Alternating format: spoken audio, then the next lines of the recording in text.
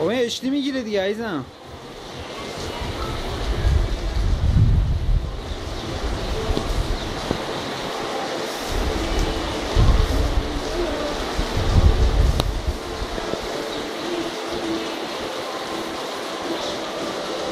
رفت و شما با من گرفتم تو گامو باشونی هم بود. چرا حسن؟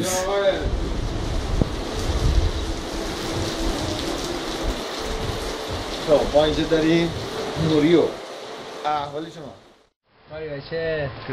چه خبر؟ خب اصلا تعریف کنم که اینجا کجوه تو اینجا اتلتیکیش ما باختیم، یه دست سهیش یه دست چایش بردیم. خب بعد اینجا کلاردشته به یک شنبوه.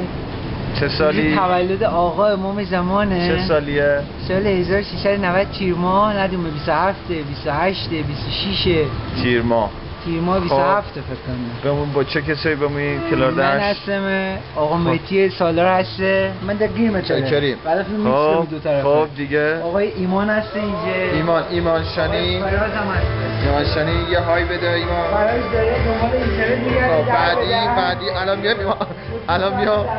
خب فراز یه های بده، اینجا داریم معرفی میکنیم کسایی که اومدن کلاردش. یه های بده.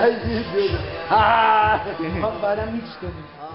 فیلمبرداران گرامی و عزیز. بله 100 هستم.